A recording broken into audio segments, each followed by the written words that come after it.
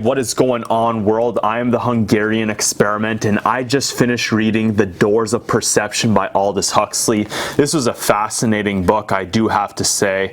It's very interesting reading the perspective.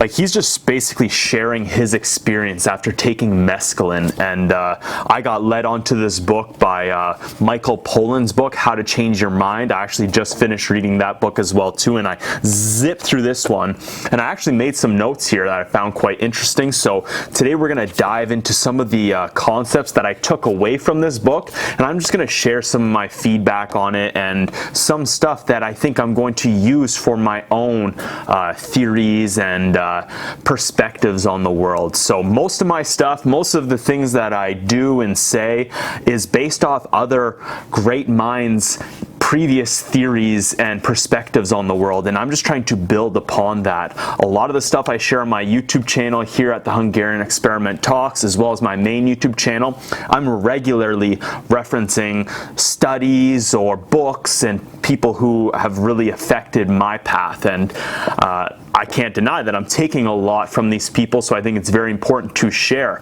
the concepts that I'm taking away from it, because there was some interesting stuff here. So let's just dive right into it. On page 12, like right at the beginning of the book here, I found this very interesting. I loved what he said here. We live together, we act on and react to one another, but always and in all circumstances, we are by ourselves.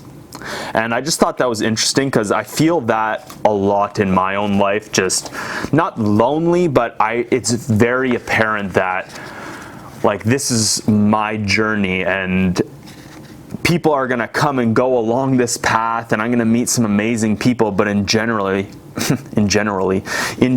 like, I am by myself on this journey. No one's just gonna make these concepts like the human experiments and the things that I really want to, and I believe I can try to bring intuition in my own kind of theories that I'm building off other people. I'm alone in this journey, and I can't just expect others to do it for me or to live up to it. I have to represent it myself, and that was just something that really stood out for me, so I made sure I highlighted that. And I took some notes as well too. If you guys are interested, this is also on a blog post. You can find that in the description box below. But the next part here I found interesting was on, actually we skipped one. It's on page 15, and it says, I am, and for as long as I can remember, I have always been a poor visualizer. Words, even the pregnant words of poets, do not evoke pictures in my mind. No hypnagogic, I don't even know how to say that word. No hypnagogic visions greet me on the verge of sleep. When I recall something, the memory does not present itself to me as a vividly seen event or object. By an effort of the will, I can evoke a not very vivid image of what happened yesterday afternoon, of how the Lungarno used to look before the bridges were destroyed, of the Bayswater Road when the only buses were green and tiny and drawn by aged horses at 3.5 miles an hour. But such images have little substance and absolutely no autonomous life of their own.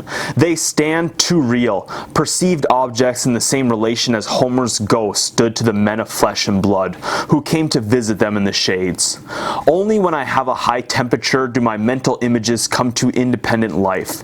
To those in whom the faculty of visualization is strong, my inner world must seem curiously drab, limited and uninteresting.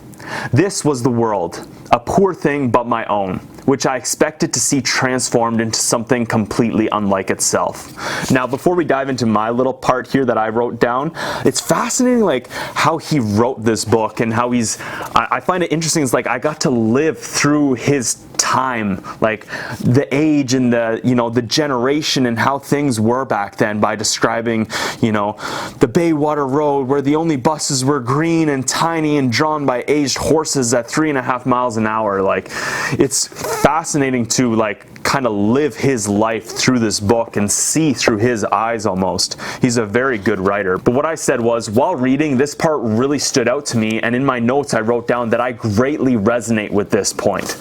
I too feel that I'm a poor visualizer. I can't hold images in my head and look back at them as I find others are able to do, or at least they claim that they are able to do. I very rarely, if ever, can recall my dreams. Like, honestly, probably like 3 or 4 times a year I'll be like, whoa, I remember my dream today, but it's very rare. And in general, I regularly question how good my memory would be if I didn't document so much of my life here through YouTube and video and writing everything down and documenting everything. Again, I feel like I've really resonated with what he said there, because last night, after I wrote this, I was struggling to get to sleep after a long day, and as an experiment to kind of put my mind at ease, I thought I would go through my day in my head, which is something that I don't often do, but I wanted to see if, after reading this section of the book, if I could recall the images from my day, like how strong were my memories, because I remember in the past they were very, very weak and not vivid at all.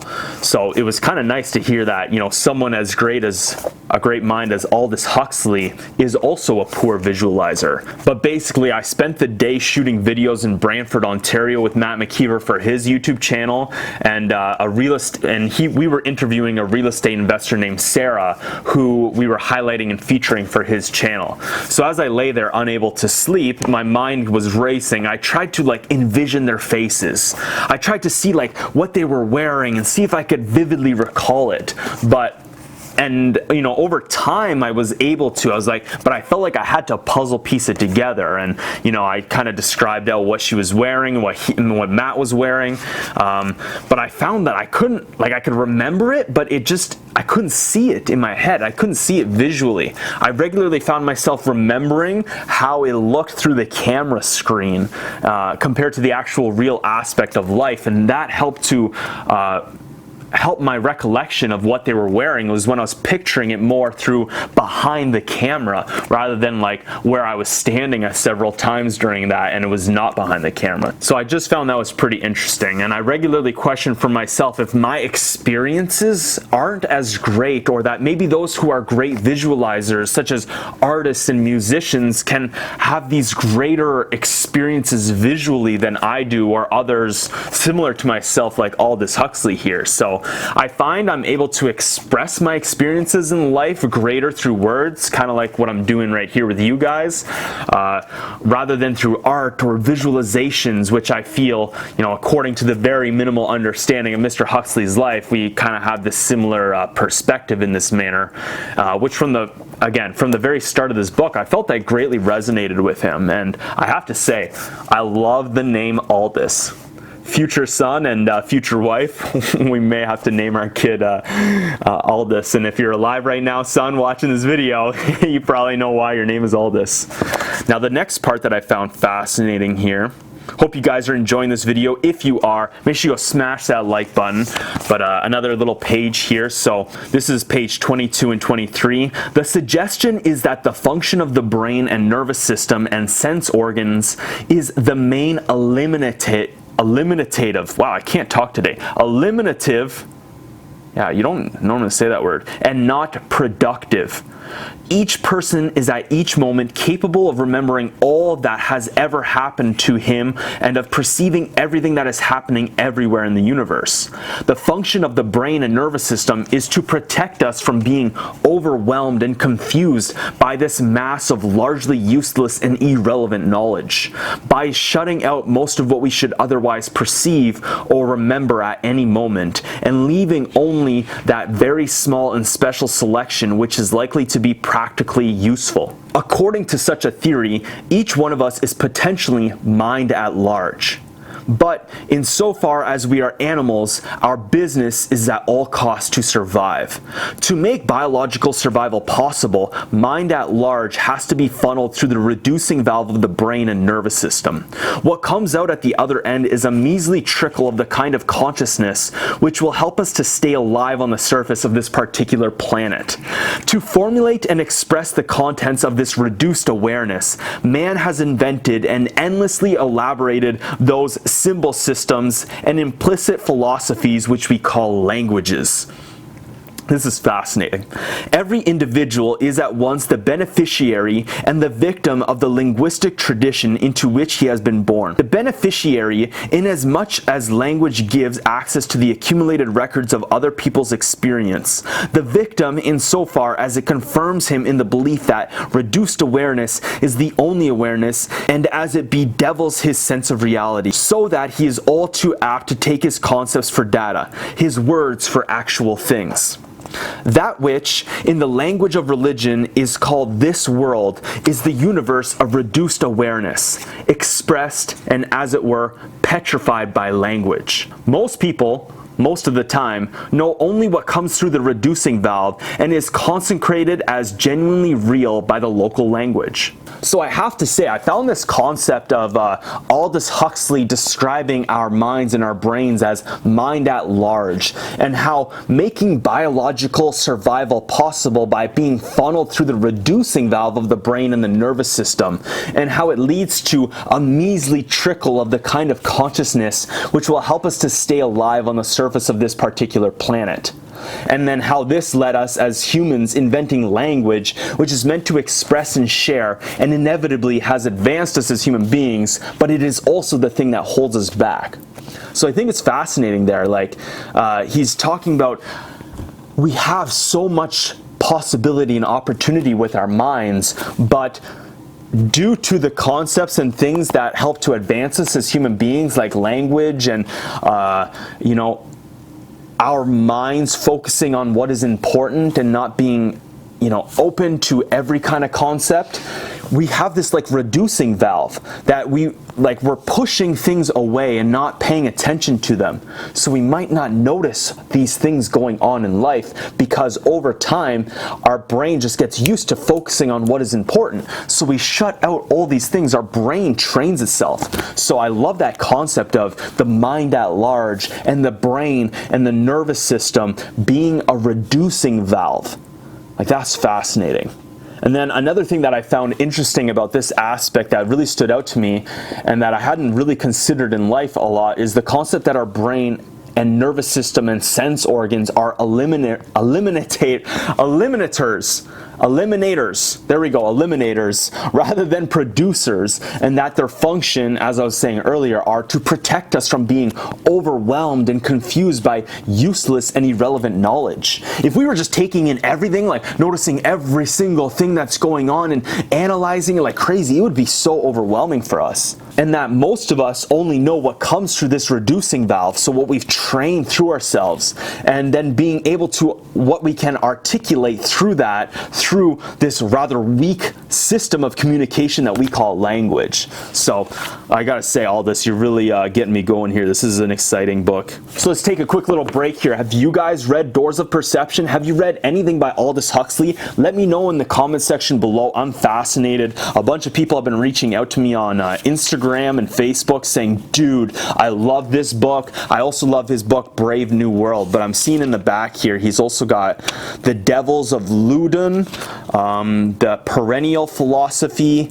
Brave New World Revisited, The Genius and the Goddess, Eyeless in Gaza, and Island. So if you guys have read those books, let me know what you think, and I might check them out if you entice me enough. But the next little piece that I found fascinating here is on page 67.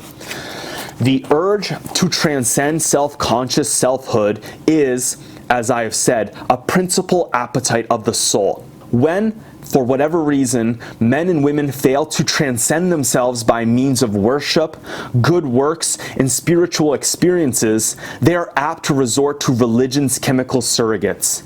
Alcohol and goof pills in the modern West, alcohol and opium in the East, hashish in the he uses some crazy words. I've never seen this before.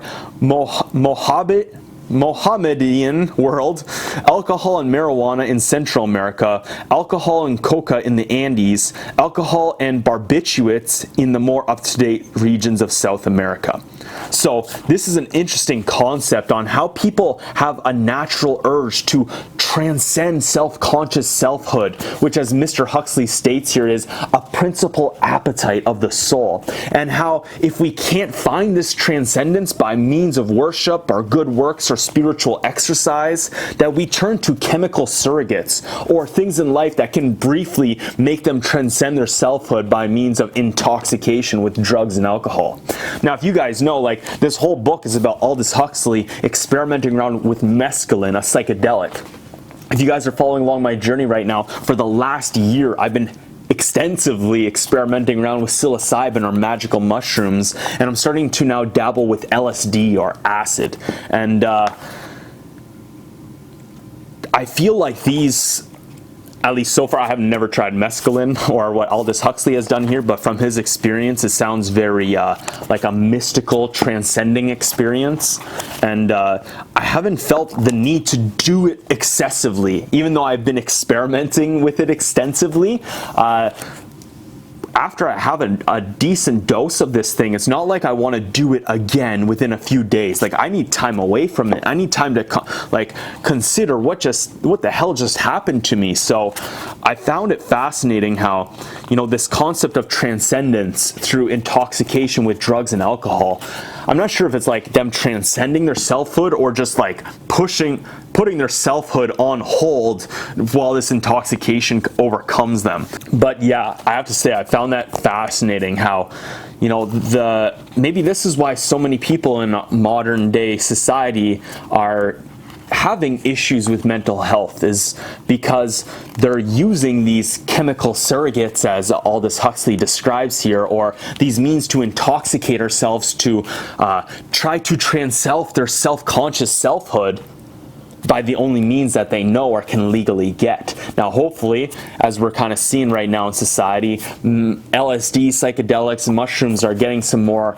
attention from the mainstream, and they're starting to show that it does have great benefits in the world. So hopefully, fingers crossed, that we can, you know, I'm not sure if this stuff should be legalized and everyone should have access to it, because I think it's, you know, it needs to be a guided experience, especially for the first few, for many people.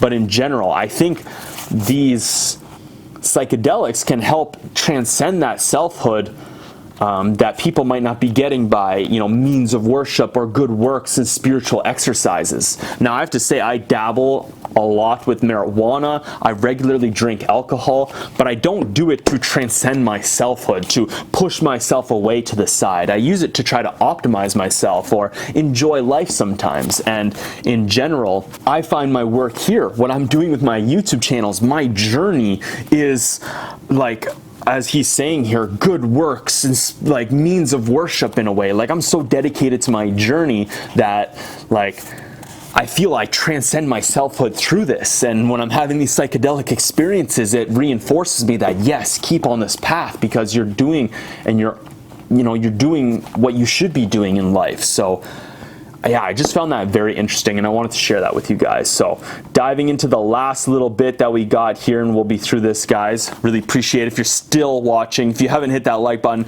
go smash it. But now we're on to page 76 and 77, and he describes here, in a world where education is predominantly verbal, highly educated people find it all but impossible to pay serious attention to anything but words and notions. There is always money for, there are always doctorates in, the learned foolery of research into what, for scholars, is the all-important problem: who influenced whom to say what when.